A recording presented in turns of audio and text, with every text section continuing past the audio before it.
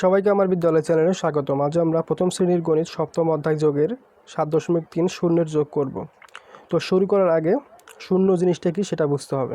প্রথম শ্রেণী উপযোগী হিসাবে সহজ ভাষায় বলতে গেলে শূন্য হলো এমন একটা সংখ্যা বা অঙ্ক যা একাই থাকলে তার কোনো মান থাকে না বা দাম থাকে না, কিন্তু কোনো সংখ্যার যদি পরে সে বসে তাহলে তার মান, দাম বা মূল্য থাকে। ঠিক আছে, অর্থাৎ দেখো উদাহরণের মধ্যে পরিষ্কার হয়, যদি শূন্য একাই থাকে, একটা থাক কোনো দাম নাই, দুইটা থাক কোনো দাম নাই, তিনটা থাক কোনো দাম নাই, কিন্তু এই শূন্যটাই যদি অন্য কোনো সংখ্যা যেটা আছে 1 2 3 4 5 6 7 8 9 এগুলার পর বসে তাহলে তার দাম থাকে। অর্থাৎ যদি আমি 1-এর পর শূন্য দিই তাহলে হয়ে যাবে কত, 10, তখন এর দাম থাকবে। ঠিক তেমনি যদি আমি 3-এর পর দেই শূন্য তাহলে কত, 30, এটারও দাম থাকবে। কিন্তু শূন্য যদি একাই থাকে তাহলে তার কোনো দাম থাকবে না, অর্থাৎ এর কোনো মূল্য থাকবে না।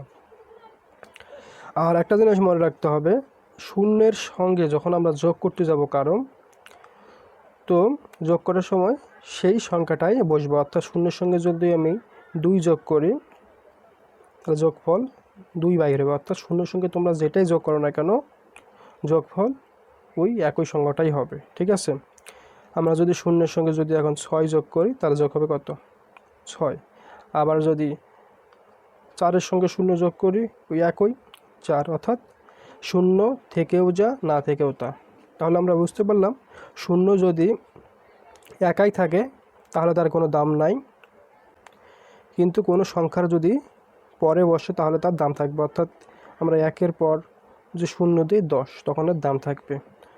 ঠিক তেমনিভাবে যদি আমরা যখন শূন্যের যোগ করব তখন শূন্যের সঙ্গে যেটারে যোগ করি না কেন সেই সংখ্যাটাই বসবে, অর্থাৎ 5-এ বসবে।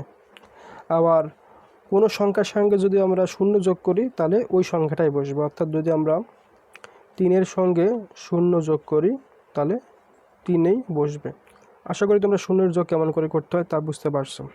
তাই ভালো লাগলে লাইক, কমেন্ট, শেয়ার ও সাবস্ক্রাইব করবা।